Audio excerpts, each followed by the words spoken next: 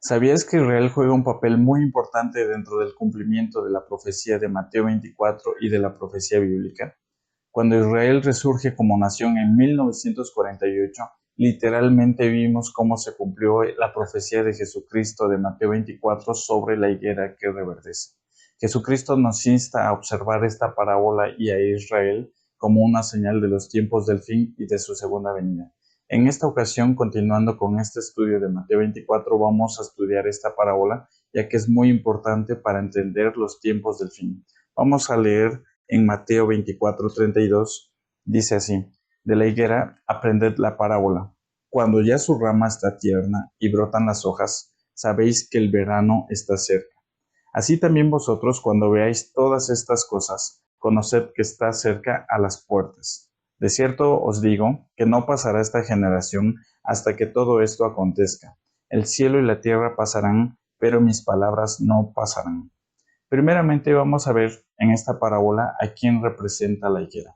En Oseas 9:10 dice: como uvas en el desierto hallé a Israel. Como la fruta temprana de la higuera, en su principio vi a vuestros padres. Ellos acudieron a Baal-peor, pero se apartaron para vergüenza, y se hicieron abominables como aquello que amaron. En Joel 1:6 y 7 dice: porque pueblo fuerte e innumerable subió a mi tierra, sus dientes son dientes de león, y sus muelas, muelas de león. Asoló mi vid y descortezó mi higuera, del todo la desnudó y derribó, sus ramas quedaron blancas. En estos dos pasajes vemos cómo Dios ve a su pueblo Israel como una higuera. En Jeremías 24:1 dice: después de haber transportado Nabucodonosor, rey de Babilonia, a Jeconías, hijo de Joacim, rey de Judá, a los príncipes de Judá y los artesanos y herreros de Jerusalén, y haberlos llevado a Babilonia, me mostró Jehová 2 cestas de higos puestas delante del templo de Jehová. Una cesta tenía higos muy buenos, como brevas, y la otra cesta tenía higos muy malos, que de malos no se pueden comer. Es de mucha importancia notar esta figura que Dios nos muestra de 2 canastas que están puestas delante del templo de Jehová, porque Dios nos mira así como higos, y dependiendo de nuestras decisiones por Dios, si decidimos seguirle y amarle y buscarle, o ir en contra de él y rechazarle, nos separa en higos buenos o en higos malos. En el versículo 3, Dios le hace una pregunta y le dice: ¿qué ves tú, Jeremías? Aquí la pregunta es porque Dios quiere ver qué es lo que hay en el corazón de Jeremías y cómo él ve las cosas que Dios ve. Dios quiere que tengamos su visión, que tengamos sus ojos para ver las cosas a como él les está mirando, de acuerdo a su palabra y a sus planes.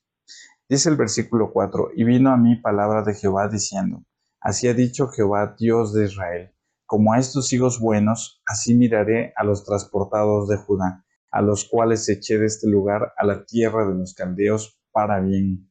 Porque pondré mis ojos sobre ellos para bien, y los volveré a esta tierra, y los edificaré, y no los destruiré, los plantaré, y no los arrancaré. En estos pasajes vemos que Dios mira a su pueblo como una higuera. Así que cuando Jesucristo nos está hablando de la higuera que reverdece, nos está instando a observar a Israel como nación. Vamos a leer también otra parábola que Jesucristo nos enseña sobre Israel, y es referida a la parábola de la higuera estéril.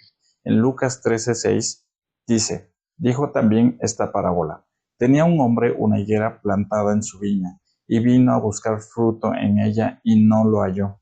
7. Y dijo al viñador: he aquí, hace 3 años que vengo a buscar fruto en esta higuera y no lo hallo.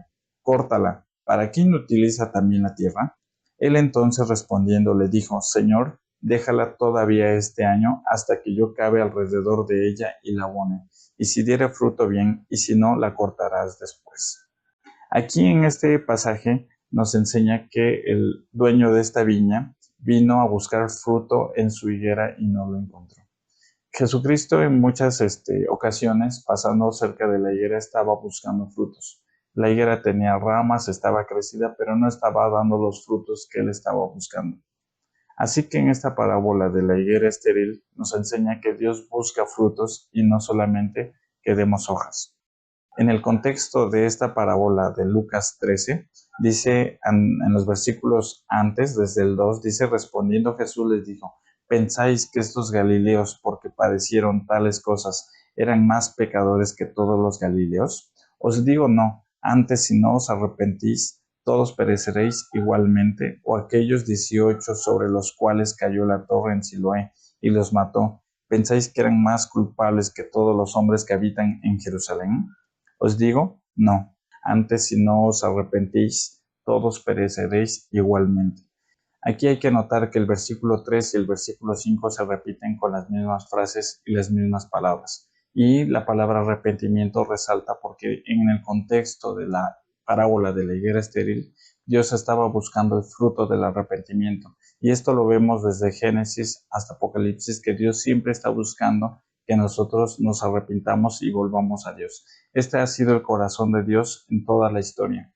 Vemos en 2 de Crónicas 7:14 y dice: si se humillare mi pueblo, sobre el cual mi nombre es invocado, y oraren y buscaren mi rostro, y se convirtieren de sus malos caminos, entonces yo oiré desde los cielos y perdonaré sus pecados y sanaré su tierra. Lucas 3:8. Haced pues frutos dignos de arrepentimiento. Aquí en estos pasajes vemos cómo el arrepentimiento es una gracia que Dios nos concede a nosotros como hombres, que ni aun los ángeles que cayeron se les concedió esta gracia. Dice Hebreos 2:16, porque ciertamente no socorrió a los ángeles, sino que socorrió a la descendencia de Aarón. Aquí vemos que el corazón de Dios siempre ha sido una y otra vez que nosotros regresemos a Él en arrepentimiento. Esta es la parábola del Padre que Jesús nos enseñó, que está esperando a que su Hijo regrese a casa. El segundo aspecto que tenemos que mirar en la parábola de la higuera estéril son los 3 años y medio del ministerio de Cristo en Israel. Lucas 13:7 dice: y dijo el viñador: he aquí, hace 3 años que vengo a buscar fruto en esta higuera y no lo hallo. Córtala. ¿Para quién utiliza también la tierra? En esta parábola vemos una conversación entre Dios Padre y Dios Hijo acerca de Israel. Dios estaba buscando en Israel el fruto del arrepentimiento, pero no lo encontró. Vino un año, vino un segundo, vino un tercer año del ministerio de Jesucristo en Israel, pero no hallaba el fruto que él esperaba. Así que la orden del Padre fue: córtala. ¿Para quién utiliza también la tierra? Así que, como tercer punto, vemos que Israel es cortado y podado, pero no desechado. La orden fue dicha: córtala. Dice también en Juan 15:2: todo pámpano que en mí no lleva fruto lo quitará, y todo aquel que lleva fruto lo limpiará para que lleve más fruto. Aquí en este pasaje nos enseña que el actuar de Dios al cortar y al podar es para que llevemos más fruto. Cuando Dios corta ramas y corta hojas, es para que toda la savia del árbol se concentre en dar fruto, porque Dios espera el fruto. Y aquí dentro de esta palabra córtala, vemos también en Romanos 11:15, dice: porque si su exclusión es la reconciliación del mundo, ¿qué será de su admisión sino vida de entre los muertos? Si las primicias son santas, también lo es la masa restante, y si la raíz es santa, también lo son las ramas.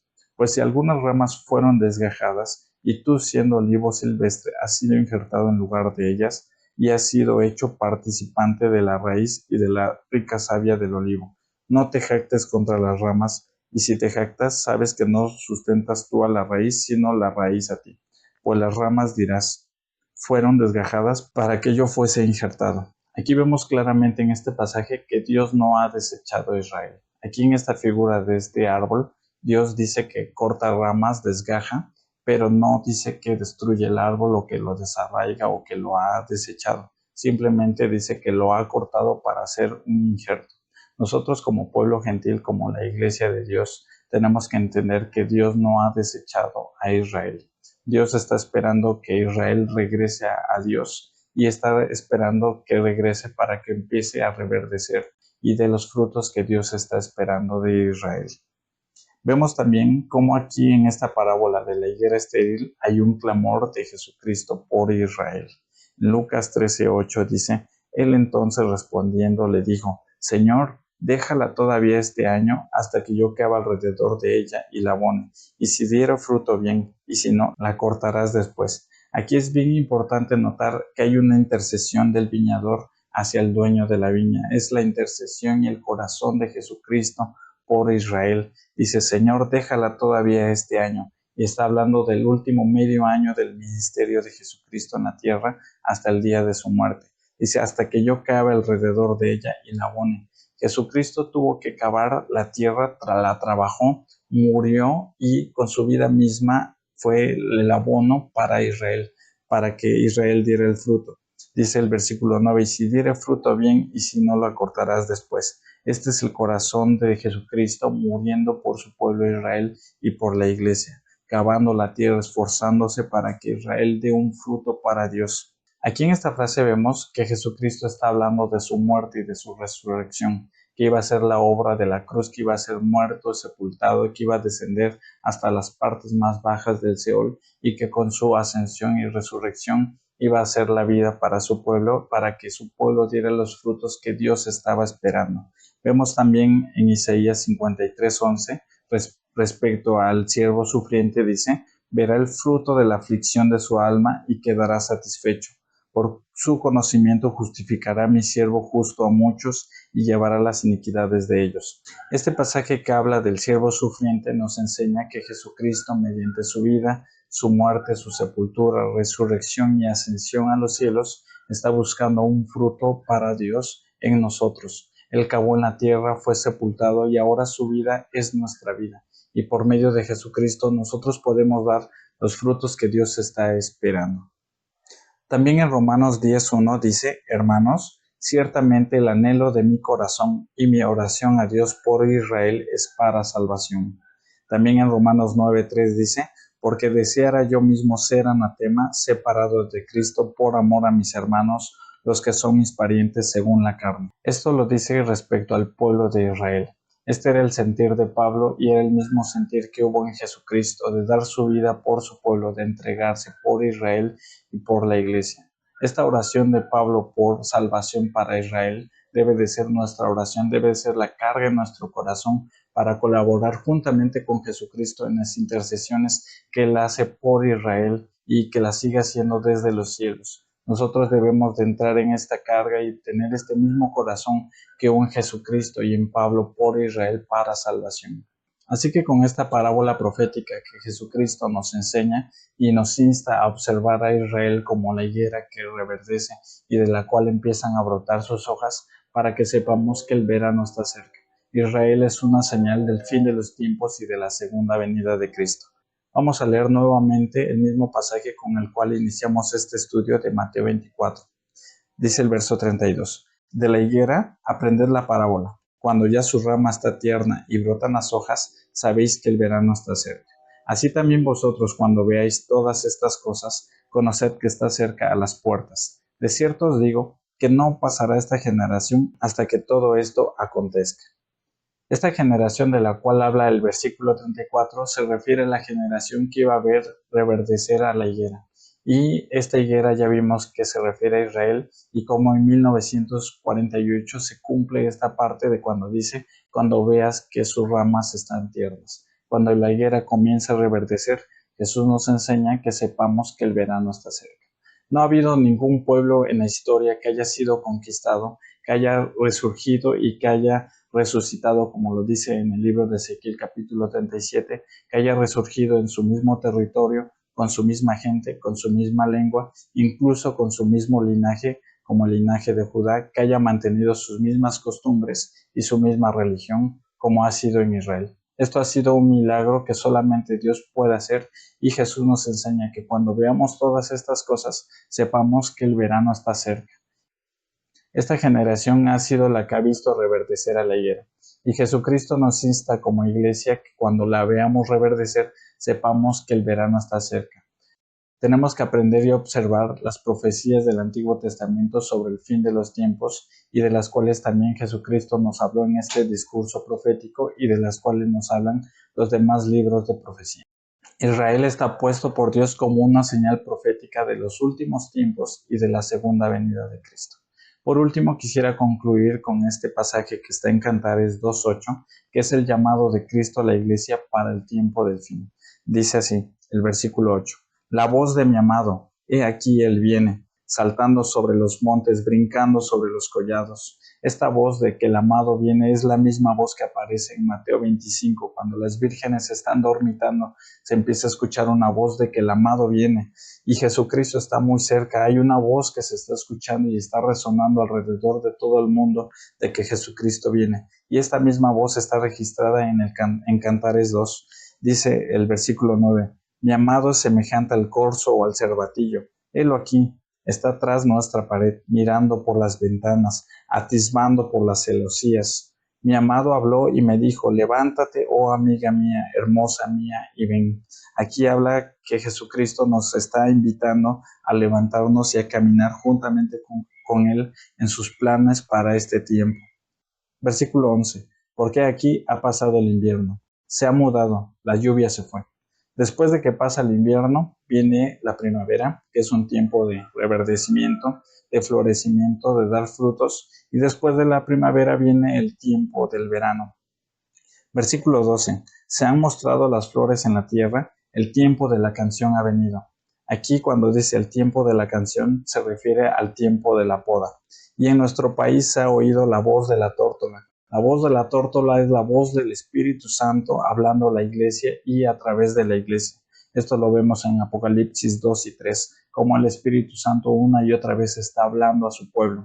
Versículo 13 dice, la higuera ha echado sus higos, refiriéndose a Israel, y las vides en cierne dieron olor. Se refiere a la iglesia injertada en Cristo, la iglesia que es el conjunto del pueblo gentil con el pueblo de Israel. Dice, levántate, oh amiga mía, hermosa mía, y ven. Esta es la exhortación final de Jesucristo a caminar en sus planes, a caminar en sus propósitos, a caminar en mayor comunión e intimidad con Él. Si sigues leyendo el versículo 14, dice, paloma mía que estás en los agujeros de la peña, en lo escondido de escarpados parajes, muéstrame tu rostro, hazme oír tu voz, porque dulce es la voz tuya y hermoso tu aspecto. Estos pasajes nos hablan de un tiempo de comunión, de profundidad, de conocerle más. Y fíjense lo que dice el versículo 17, hasta que apunte el día y huyan las sombras. Este es el día de la venida de Jesucristo, cuando apunte el día y huyan las sombras. Vuélvete, oh amado mío, sé semejante al corzo o como el cervatillo sobre los montes de Beter. Beter es separación. Aquí habla de que Jesucristo va a venir y que en ese momento van a huir las sombras. Pero nosotros como iglesia tenemos que estar preparándonos, lavando nuestros vestidos, buscando el aceite, buscando ser limpiados, purificados, estar en ese proceso de constante búsqueda de Jesucristo. Y eso lo vamos a ver posteriormente en las palabras que Jesucristo habla a la iglesia en Apocalipsis 2 y 3, porque es el mismo mensaje que Dios nos quiere dar a nosotros y es la exhortación y la invitación de Jesucristo para nosotros, para colaborar juntamente con Él en intercesión por su pueblo Israel y a caminar en sus planes para este tiempo. Espero que este estudio haya sido de bendición para tu vida. Continuaremos con este discurso escatológico de Cristo en los Evangelios en las próximas sesiones. No olvides suscribirte. Muchas gracias.